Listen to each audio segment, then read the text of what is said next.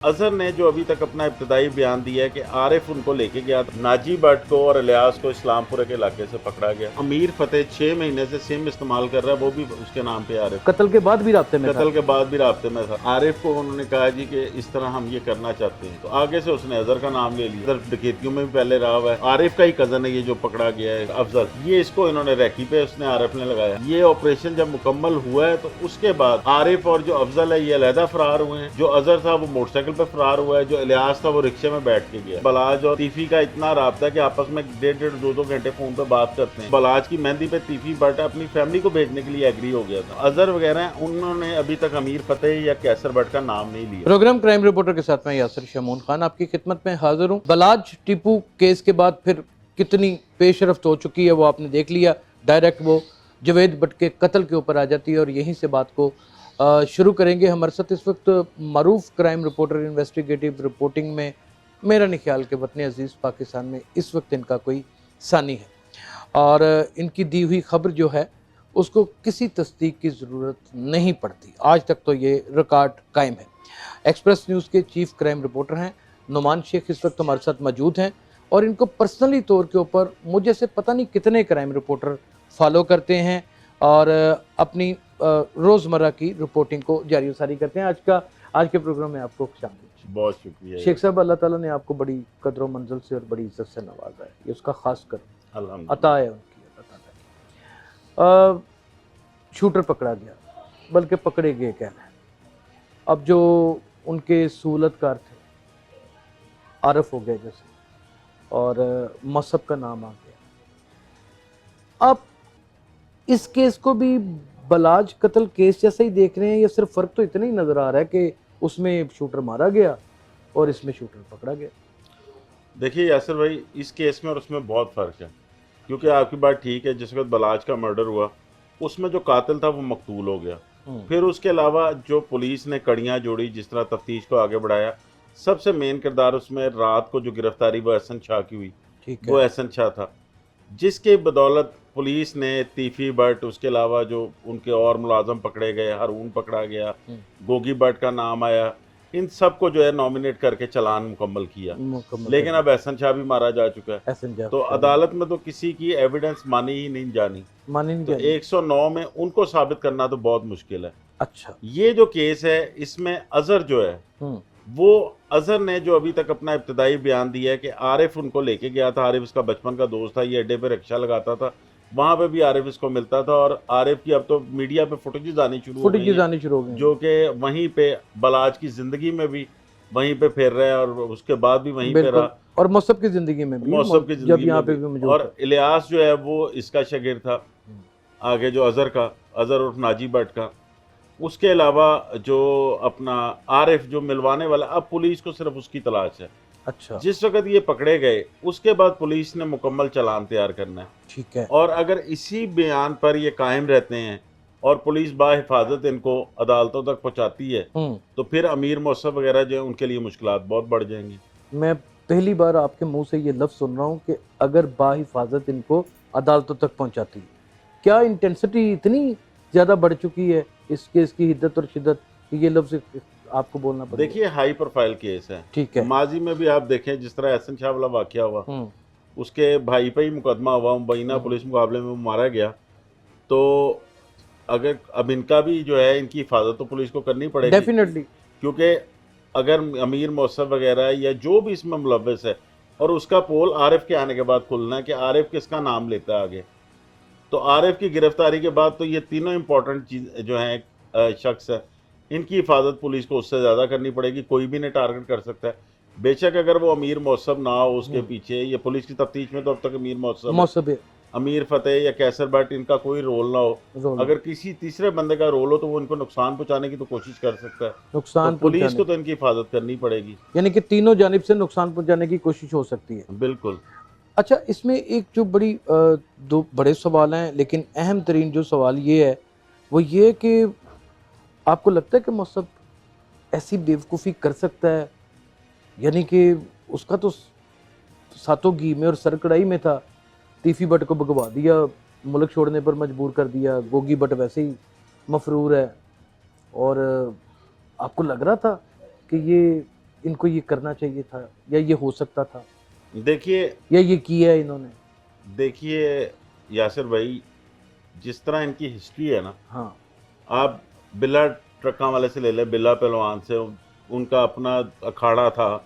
उसके अलावा पाको हिंद के आप कह लें, जो उनके पास पहलवान आते पहलवान थे, आते उस थे। वक्त के जो हुकूमती सरबराह थे उनके साथ उनका अच्छा मेल जोल था। हम्म, जब उनका मर्डर हो गया, हम्म, उसके बाद टीपू पहलवान जो है वो पूरी ताकत में आया। हम्म। पैसा इतना ही होगा या इससे थोड़ा सा कम होगा, थोड़ा लेकिन कम बहुत होगा। ज्यादा पैसा था, बहुत पैसा, कारोबार बहुत वसी था। बहुत वसी। उस वक्त इनकी आपस में सुलह की जो कोशिशें हुई, उसमें किसने खराबी डाली? इनके साथ वालों ने, जो इनके दरमियान जो मौजूद इनके थे, पास ही बैठे होते हैं, उन्होंने ये सुलह होने ही नहीं दी। जो इनके दस्ते रास्ते। दस्ते रास्ते। उसके बाद टीपू पहलवान जो है मर्डर हो जाता है। बलाज की ज़िंदगी में फिर अटैम्प्ट होती है और ये पता चलता है कि बलाज और तीफी का इतना राब्ता है कि आपस में 1.5 2 घंटे फ़ोन पे बात करते हैं। फिर उसके बाद जो वो 2017 में फायरिंग वाला केस होता है, उसने वो तमाम जो कोशिशें हैं सुलह की वो ख़त्म कर दी। ये तो ये भी सुनने में आया था कि जो बलाज की मेहंदी पे तीफी बट अपनी फैमिली को भेजने के लिए एग्री हो गया था। अच्छा। लेकिन उसके बाद जो अकबर बिल्ले का बेटा, जो अकबर बिल्ला, उसको ले जाके तीफी बट के घर बैठा देता है और वो कहता है जी हमें तो पता नहीं, हम नशे में थे, ये तो सारा बलाज ने फायरिंग करवाई है। किस्सा खुल जाता है। जिस पे बलाज के गिरफ्तार भी जो हो जाता गोगी है, के घर भी होती है और तीफी के घर के बाहर भी 10,000 खोल बरामद होते हैं। बिल्कुल। तो उसके बाद ये वो सुलह किसने खराब कराई? इनके साथ बैठे हुए लोगों ने। यानी कि ये हवारी काम करते रहे सर। ये सुलह की कोशिशें जो है ये अब भी नहीं पूरी होनी। देखिए बलाज जो जिस तरह मर्डर हुआ, बलाज का दुख उतना मुझे नहीं होगा, उतना आपको नहीं होगा, उतना किसी को नहीं होगा जितना उसके भाइयों को है। बिल्कुल। तो उस वक्त तो उनसे सुलह की बात ही नहीं की जा सकती थी। सही। इस वक्त जो तीफी बट के बहनोई का मर्डर हुआ है, तो तीफी बट ने सारी जिंदगी अपनी बहन को भी देखना है, अपने भांजों को भी देखना है। बिल्कुल। वो किस तरह उनसे सुलह की बात हो सकती है? और उसकी वजह से उनकी बहन बेवा हुई। बिल्कुल। और वो सबको ये पता है कि जावेद भट्ट का उस सारे जो इनकी आपस में दुश्मनी है उससे कोई लेना देना भी नहीं था। शेख साहब, आपको याद है कि एक पहली अपनी गोसप में, दूसरी गोसप में टीफी भट्ट साहब ने कहा था कि ये मीरा दी खुई के पास इनको असला दिया गया और ये सब कुछ। मुझे तो उस बयान में बड़ी सदाकत उस वक्त इसलिए लगी क्योंकि अंडरवर्ल्ड के साथ बड़ा इन्फ्लुएंस है। एक अंडरवर्ल्ड में रहने वाला बंदा वो ज़्यादा समझ सकता है कि कत्ल कैसे हो सकता है। पुलिस को पहुंचने में इतनी देर कैसे लगी? देखिए यासिर भाई, आप इस शहर के रहने वाले हैं, हम शुरू से देखते आ रहे हैं शहर में।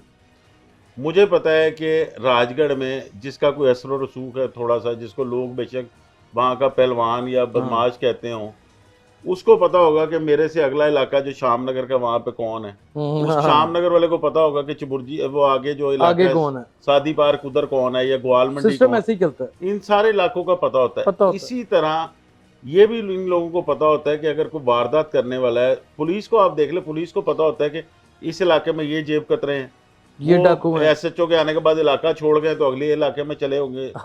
जुआ किसका बैठता है, कहाँ पे बैठता है, सब पता होता है। सब पता होता है। वो वहां से उठे तो किसी और इलाके में चला जाएगा अगर एसएचओ नहीं चाहता, अगर नहीं चाहता तो। इसी तरह जो अंडरवर्ल्ड के लोग हैं उनकी एक अलग जिंदगी है, उन्हें पता चल जाता है, उन्हें पता चल जाता है। देखिए जो अड्डे पे वहाँ पे अगर 200 300 400 मुलाजिम है, मेरे ये मानने में नहीं है कि 5-7 मुलाजिम इनके साथ राब्ते में ना हो, तो कोई भी इतला दे सकता है, कोई भी प्लांटेड हो सकता है, सारा प्लांटेड हो सकता है। और फिर जितनी जल्दी ये केस ओपन हुआ है, इसमें मैं आपको आपके प्रोग्राम की इजाजत है एक ब्रेकिंग और दे देता हूँ। ये जो सारी चेन चली जिसमें अजहर उर्फ नाजी भट्ट पकड़ा गया, इसमें पुलिस अफसरान ने तो खैर हमें भी यही कहा कि खैबर पख्तूनख्वा से पकड़ के लाया, इसको खैबर पख्तूनख्वा से नहीं पकड़ा गया। नाजी भट्ट को और इलियास को इस्लामपुर के इलाके से पकड़ा गया। बिल्कुल सही। एक ऑर्गेनाइज क्राइम के डीएसपी ने ही डीआईजी इमरान किशोर साहब को इतला दी कि इस वक्त ये यहाँ पे मौजूद है, मेरे लोग इनका पीछा कर रहे हैं। उन्होंने कहा जी आप इसको पकड़ लें। उन्होंने कहा जी मैं जरा दूर हूँ या कोई और वजह, मैं इसको नहीं पकड़ सकता। मैं समझ गया। उन्होंने आगे किसी डीएसपी को भेजा और पकड़ते ही उन्हें कहा गया कि इसको फिर अब आप मॉडल टाउन के हवाले कर दे क्योंकि इसकी तफ्तीश वो कर रहे हैं। तफ्तीश वो कर उसकी बुनियाद पर फैसल शरीफ ने आगे भी लोग पकड़े। ये काम करने की मौसम ने लोड़ की पै गई सी सर, ये उसके साथ वालों ने उठाया उसको कि आप देखें जी आपके ख़ानदान में इतने बंदे मर्डर हो गए, जो मुझे लगता है उनका आपसे कोई बदला ही नहीं लिया गया। फिर उसके अलावा देखिए इंसान खता का पुतला और जुर्म जो है वो अपना निशान छोड़ता ज़रूर है, ज़रूर छोड़ता तो ये एक निशान ही था। अब वो जो आरिफ इस केस में असल मुलजम बना हुआ है, वो 25-30 दिन 40 दिन पहले तो अड्डे के ऊपर ही घूम फिर रहा था। ये मैं आपको एक और ब्रेकिंग बता देता हूँ हाँ जो पुलिस तफ्तीश में सामने आई है। अभी भी पुलिस वाले जब प्रेस कॉन्फ्रेंस हाँ, करेंगे हाँ। तो ये बताएंगे। जो अमीर फतेह 6 महीने से सिम इस्तेमाल कर रहा है वो भी उसके नाम पे आरिफ के। सारी उसकी आपस में जो CDRs वगैरह निकली हैं वो वो सारी सारी वो सारी निकल आई हैं। सारी निकलाई वो हुई हैं। सारी निकल आई हुई हैं और वो कत्ल के बाद भी राब्ते में था। कत्ल के बाद भी राब्ते में था।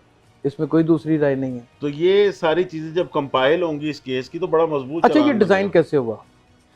ये अब इसमें अमीर चले मौसम पुलिस के बकौल बता दें। पुलिस के मुकॉल तो अभी तफ्तीश जारी है क्योंकि अभी तो इन लोगों के नहीं, बयान ऐसे आते हैं। डिजाइन हुआ कि इन्होंने राब्ता किया अदर के साथ, उसके साथ आरिफ के साथ। आरिफ को कहा कि बंदे अरेंज करो। आरिफ को उन्होंने कहा जी कि इस तरह हम ये करना चाहते हैं, तो ये कौन करेगा? तो आगे से उसने अजहर का नाम ले लिया। अजहर का, ठीक है। क्योंकि अजहर को वो पुराना जानता है, अजहर डकैतियों में भी पहले रहा हुआ है और नो डाउट के बड़ा दलेर आदमी है। बहुत दलेर आदमी, तो उसके लड़ाई झगड़े भी बहुत थे। बहुत सारे थे। उसने अजहर से रब्ता किया, अजहर ने अपनी डिमांड आगे रखी। वो जो 5-5 लाख रुपए एडवांस मिला और वो घर जो फर्निश घर इनको मिलने थे, उसने इस पे वो एग्री हो गया। एग्री हो गया, ठीक है। उसके बाद ये इन्होंने वो इसके जो आरिफ का ही कज़न है ये जो पकड़ा गया है कसूर से, आरिफ का रिश्तेदार अफजल, अफजल, ये इसको इन्होंने रैकी पे उसने आरिफ ने लगाया। ठीक है। ये सारी रैकी करता रहा। आरिफ भी मौके पर साथ साथ मौजूद रहा जब तक कत्ल ये पूरा ऑपरेशन मुकम्मल नहीं हो गया। अच्छा, ये ऑपरेशन जब मुकम्मल हुआ है तो उसके बाद आरिफ और जो अफजल है ये अलहदा फरार हुए हैं। जो अजहर था वो मोटरसाइकिल पे फरार हुआ है। जो इलियास था वो रिक्शे में बैठ के गया क्योंकि रिक्शे का इन्हें डाउट था कि सबको पता है अजहर रिक्शा चलाता है और किसी जगह पे अगर रिक्शा सामने आ गया तो ये तो आराम से पकड़ा जाएगा। आराम से पकड़ा जाएगा, उससे इसलिए निकलने की उसने गुंजाइश भी कम है। इलियास को रिक्शा दिया। ठीक है। लेकिन तो ये फिर उतनी देर पुलिस सोई रही, भंग पी हुई थी इन्होंने। ना सेफ सिटी के कैमरे काम कर रहे थे, ना रास्ते में रक्षा रखकर कुछ ताकुब हो सका।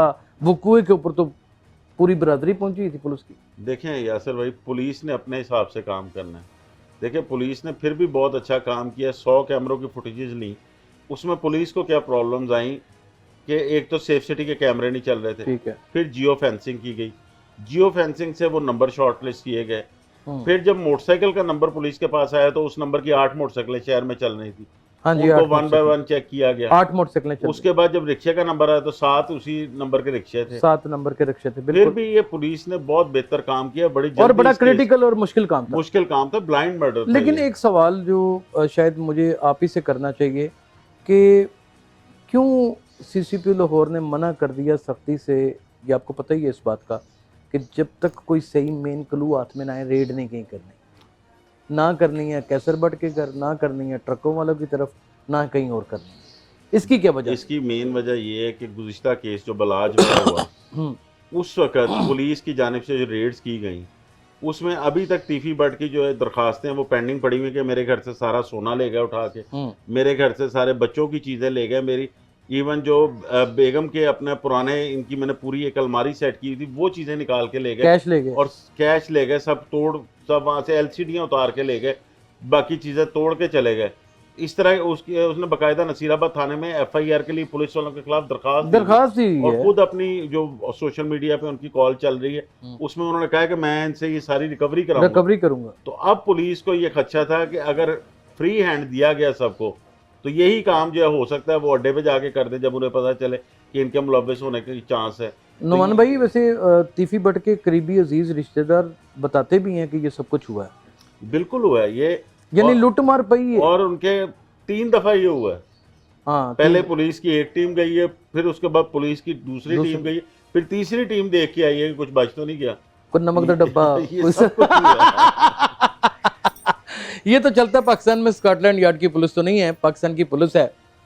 नजर आ रहा है कोई सीन ऐसा कि अब ये दोनों तरफ FIR है, क्रॉस वर्शनों में भी आ गए हैं, लगता है कि कोई सुलह की तरफ जाएंगे या फिर ये मजीद कोई खतरनाक? देखिए अभी तो मेरा नहीं ख्याल कि कहीं पे सुलह होगी, और मेरा ये भी नहीं ख्याल कि इन दोनों केसेस में किसी को सजा होगी। नहीं, सजा तो खैर होनी नहीं है किसी ये को। इसी तरह ही चलना ये है। इसी तरह ही चलने हैं। इसमें सुलह उस वक्त हो सकती है जब, क्योंकि ये इस वक्त मुस्लिम लीग नून की गवर्नमेंट है, दोनों धड़ों की बहुत ज़्यादा पेनिट्रेशन इस गवर्नमेंट में है। बिल्कुल ठीक है। इस गवर्नमेंट के लोग जो हैं असलो रसूख वाले, दोनों जानिब से वो आगे हों। उधर से बिलाल यासीन है, इधर से डायरेक्ट इलेक्शन ही सारा सीपी भट्ट के सर पे लड़ा गया है, कोई है, वो हर जगह पे इलेक्शन इसी तरह ही लड़े इसी जाते तरह ही हैं। लड़े जाते हैं। वो आगे हों, मौजूदा पुलिस अफसरान आगे हों और साबका पुलिस अफसरान जो कि इन दोनों धड़ों के साथ अटैच रहे हैं, जिन्होंने माजी में ये सारा कुछ देखा और यहाँ तक पहुँचाया भी है। बिल्कुल ठीक अब है। उन्हें चाहिए कि इन बच्चों की नस्लें ना खराब हों, ये आगे बढ़कर अपना किरदार अदा करें और ये इस दुश्मनी को ख़त्म कराएं, नहीं तो ये आगे इसमें मजीद कत्लो नहीं, गारत अगर होगी। ये सुलह हो जाती है तो पुलिस ਦੇ ਖਾਬੇ ਬੰਦ ਹੋ ਜਾਂਦੇ, ਸਾਫੀਆਂ ਦੇ ਵੀ ਕਈਆਂ ਦੇ ਬੰਦ ਹੋ ਜਾਂਦੇ, कई मामला उठाने वाले उनकी भी रोटियां बंद हो जाएंगी, कितने लोगों को बेरोजगार करेंगे। देखिए यासिर भाई, वो सब कुछ जो चलता रहा पुराने दौर में चलता रहा, इतने अब जितना ये खर्चा देते हैं ये वैसे सुलह होगी तो ये वैसे भी दे देंगे। मेरा नहीं ख्याल कि ये इस दुश्मनी के सर पे देंगे, तो ये वैसे भी दे देंगे। लेकिन बेहतर यही है कि बच्चे पढ़े लिखे हैं दोनों फैमिलियों आगे से। अब जिस तरह बलाज के छोटे छोटे बच्चे हैं, हाँ जी, बड़ा दिल दुखता तो वो हमारे अपने बच्चों की तरह, हमें वो अपने बच्चे टीफी पढ़ के भी सारे बच्चे भाई वो के भी सारे पढ़े लिखे ग्रेजुएट्स हैं, पढ़े लिखे आगे हैं, उनके भी बच्चे हैं। ये अब नस्ल दर नस्ल दुश्मनी जो है ना, इसको खत्म होना चाहिए, खत्म होना चाहिए। देखिए गैंग वॉर की बातें सोशल मीडिया ने उठाई। ये गैंग वॉर कराची से वर्ड आया है, लियारी में, इधर उधर मलीर में, गलियों में गोलियां चलती थी आमने सामने ग्रुपों की। लाहौर में वैसा कोई सीन आपको याद है जब फिरका वारियत की बड़ी जंग होती थी यहाँ पे, वो तब ज्यादा गैंगवार थी, वो और तरह की, वो सेक्टेरियन वायलेंस थी, वो और थी। ये ऐसे सोशल मीडिया ने उठा दिया गैंग वॉर। देखिए उनका लाहौर में तो ये हाल है कि पुलिस ने, बिलाल सिद्दीक कमियाना ने खैर और इमरान किश्वर ने और जिशान असगर और ये फैसल कामरान, इन्होंने बहुत अच्छा काम किया कि आप ये देखें कि दोनों पार्टियों के जो मर्डर हुए हैं, इसके अलावा जो डॉक्टर शाहिद सदीक का मर्डर हुआ है, इनके पास शूटर ही नहीं किसी के पास, सारे इन्होंने बुजुर्ग शूटर लिए हैं, वो भी अपने अपने घरों के, अपने मुलाजिम, शूटर खत्म किए हैं, शूटर खत्म किए, नहीं किए तो भाग गए और जो नहीं भागे उन्होंने अपने हुलिये बदल लिए हैं। हाँ, और उन्होंने काम छोड़ दिए, तो ये इनको क्रेडिट जाता है, ये क्रेडिट जाता है, इसमें कोई शुबा नहीं किया है। तो आगे भी इस शहर में मजीद अमन कायम करने के लिए अब ये इनकी एक सुलह होनी चाहिए, क्योंकि गैंग वॉर वगैरह इनकी आपस में नहीं होगी, लेकिन इन दोनों घरों का नुकसान होता रहेगा। नहीं, दो ग्रुपों के दरमियान क्या गैंग वॉर होनी है, गैंग वॉर में तो फिर बहुत सारी चीजें, लेकिन इसमें अब चीजें चेंज हो गई ना, क्योंकि देखें जिस वक्त बिल्ला पहलवान कत्ल हुआ या टीपू पहलवान कत्ल हुआ, इवन बलाज कत्ल हुआ, जिस वक्त इतना सोशल मीडिया था, तो उसके घर वालों को किसी ने नहीं देखा, उनकी फैमिलीज में जो उनकी खवातीन है वो किसी ने नहीं देखा। ये जो मर्डर हुआ है जवेद भट्ट का, इसमें उनकी वाइफ साथ बैठी हुई थी, वाइफ और उनको गोलियां लगी, उनके बेटे की बेटी। तो ये काम आगे खराब है कि जब ये फैमिलियों तक अगर बात पहुंचेगी तो उसमें फिर खवातीन, बच्चे वगैरह कोई भी महफूज नहीं रहेगा। ये बेशक एक दूसरे को टारगेट और ये नजर भी आ गया, इस चीज को खत्म, इसका मुजाहरा हो गया बकायदा तौर के ऊपर। इसको खत्म करने के लिए सबको आगे बढ़ना चाहिए। देखें कैसर भट्ट और जो अमीर फतेह और अमीर मौसब, इन तीनों ने अपने सोशल मीडिया पे बयान दिए कि हमारा कोई लेना देना नहीं। अब वो बयान ये भी दे रहे हैं कि देखा हम सच्चे साबित हो गए हैं, हमारा नाम नहीं है, ये कैसर भट्ट कह रहे हैं। देखें जी, कैसर भट्ट, जो मेरी पुलिस वालों से बात हुई है, कैसर भट्ट और अमीर फतेह, अभी तक पुलिस का ही कहना है कि इनका भी हमें कोई रोल नजर नहीं आ रहा। इनका कितना किरदार था वो भी डिफाइन होना बाकी है, इसलिए ये तो बड़ी खतरनाक बात नहीं है जो कह रहे हैं डिफाइन होना बाकी है, क्योंकि आपको पता आखिरी वक्तों में मुकदमा मिसल का जो सफा होता है वो भी चेंज हो जाता है। देखिए वो चेंज होगा नहीं होगा, लेकिन दो लेना लिखी होंगी, लेकिन जो अजहर वगैरह हैं उन्होंने अभी तक अमीर फतेह या कैसर भट्ट का नाम नहीं लिया अभी तक। तो और पुलिस ने ऑन भी किया, पुलिस की तफ्तीश में वो बेगुनाही है, बिल्कुल। अब अमीर मौसब जब पेश होता है या सरेंडर करता है या अदालत के थ्रू इंटरम लेके आता है, अपना कोई बयान देता है, क्योंकि ये सोशल मीडिया के बयानों की कोई अहमियत नहीं है जब तक ये पुलिस के पास पेश होके अपना बयान रिकॉर्ड नहीं करवाएंगे। उसमें अगर वो ये कह देते हैं कि मेरा अमीर फतेह या जो कैसर भट्ट है इनके साथ मैंने कोई मुशावरत नहीं की, या मैं अगर बेगुनाह हूं, मेरा इससे कोई किरदार नहीं है इसमें, तो उसको भी साबित करने के लिए जो है वो अगर साबित कर देते हैं तो वो भी बाइज्जत बरी है, उसको कुछ नहीं, क्योंकि है तो वो भी 109 में ना। ये तो फिर आपकी बात सच साबित होगी ना कि इसी तरह जो कि तो केस चलना है, ये इसी तरह ही चलना है। अभी तो ये नहीं पता कि आरिफ अगर पकड़ा जाता है वो क्या मैंने प्लानिंग की है सारी, इधर लेना देना कोई नहीं, इनका लेना देना कोई, ये तो अभी वो आरिफ के पकड़े जाने नहीं सर, अगर भी साबित करना पड़ेगा, ये भी साबित उसको करना पड़ेगा ना अपने इंकशाफ। ये पुलिस के लिए एक ब्लाइंड मर्डर केस जो है ये सॉल्व करने के बाद एक अगला चालान का मरहला जो है वो बड़ा मुश्किल उससे है, भी ज्यादा मुश्किल वो है। उससे भी ज़्यादा मुश्किल है। और सबसे बड़ी बात ये है कि आरफ पुलिस की तफ्तीश बर्दाश्त कर पाएगा अगर वो फीडेड है कि ये सब कुछ मैंने किया है, ये चीज़ें भी तो है ना। देखिए आफ्ताब फुल्लरवान, ओह फैसल शरीफ, क्या बात, इमरान किश्वर, हाँ। ये तफ्तीश सही करा ये लेंगे। तफ्तीश सही करा लें। तफ्तीश इनकी एंड पूरी- आफ्ताब फुल्लरवान तो वो बाल की खाल प्रॉपर कहीं ये लेते मना हैं, सब कुछ लेंगे। मना सब कुछ लेंगे। आगे अदालतों का काम है कि आगे अब अदालतों इनको का, क्या सजा अदालतों मिलती है या किसको बरी करना है किसको छोड़ना है, ये अदालतों आखिरी का। सवाल शेख साहब, टीपू ट्रकों वाले के केस में तो बिल्कुल नज़र आता है कि इसने ये करवाया है, तीफी बट बलाश के केस में भी नज़र आता है, लेकिन गोगी तो नहीं नज़र आता। देखिए गोगी का मुझे दूर दूर इन दोनों मामलों से कोई लेना देना लग नहीं रहा, खास करके बलाश से तो बिल्कुल नहीं लग रहा। असल में यासिर मिसल भाई, मुकदमा आपने भी पढ़ी हुई है, देखें हमारा दोनों फैमिलियों से कोई लेना देना, कोई नहीं लेना देना, हम जर्नलिस्ट हैं। हम तो सिर्फ एक अपना एनालिसिस दे रहे हैं। अब तीफी बढ़ के जिस तरह आप कह रहे हैं कि उसके टीपू के मर्डर में नज़र आता है, बहुत सारी चीज़ें हैं, बहुत सारे लोग इस चीज़ का कहते रहे, लेकिन असल काम ये फिर अदालतों का था इंसाफ देना। उसमें खुर्रम भट्ट सजा भुगत रहा है आजकल, उस मुकदमे में वो बरी हो चुके बरी हैं, हो चुके हैं, बिल्ले के मुकदमे में भी बरी हो चुके बरी हैं, हो चुके हैं। बलाज के मुकदमे में 109 में है। वो मैंने जिस तरह आपको बताया कि जिस उसका होने तरह कुछ पुलिस ने चेन चलाई थी, वो चेन ही खत्म हो गई, चेन ही बीच में से खत्म हो टूट गई है। सारी तो चेन, किस तरह साबित करेंगे? नहीं होना लेकिन साबित। अभी तक वो नामजद मुलजिम और मफरूर इश्तिहारी मफरूर जरूर है इस इश्तिहारी केस में। अब तो वो भी बलाज वाले नामजद केस मुल्जम है ना, मसब भी। मसहबी नामजद मुलजिम जरूर है। गोगी भट्ट के बारे में पुलिस ने, इमरान किश्वर साहब ने खुद कहा कि ये तफ्तीश में कहीं पे भी इसका कोई रोल नहीं है इस मर्डर में, इन मर्डर में, बल्कि इनकी आपस में शायद बोलचाल भी नहीं थी, जो काफी 3-4 साल से तो बोलते ही नहीं थे। 3-4 साल से लेकिन वो पेश हों, अपने बयान रिकॉर्ड कराएं तो उन्हें बरी करें। दूसरा, मेरे उनके किसी सोर्स से बात हुई तो उनका ये कहना था कि इस वक्त जो सूरत हाल है शहर की, हम अफोर्ड नहीं कर सकते 40-50 गनमैन लेके अदालतों में पेश हों, पुलिस की तफ्तीश में जाएं, तो इसलिए बेहतर है इस केस को इसी तरह रहने दें, जब वक्त आएगा अपने बयान दे देंगे, क्योंकि हमें पता है कि हम इसमें बिल्कुल, हमारा कोई रोल नहीं है। रोल नहीं है। नाज़रीन, बड़ी बदकिस्मती है इस मुल्क की कि जब हम फर्स्ट इंफॉर्मेशन रिपोर्ट अपनी दर्ज करवाते हैं तो अपने ज़ाती अनाद और ज़ाती रंजिशों को सामने रखते हुए उन लोगों के भी नाम लिखवा देते हैं जिनका कोई लेना देना नहीं होता। जैसे गोगी भट्ट का नहीं था, जैसे फ़तेह का अब तक नहीं निकला, जैसे कैसर भट्ट का अब तक नहीं निकला। इसमें नुकसान दर हकीकत तफ्तीश को पहुँचता है और चालान मुकम्मल करने वाले उन अफसरान के लिए मुश्किलें खड़ी होती हैं जिन्होंने बड़ी मेहनत की होती है।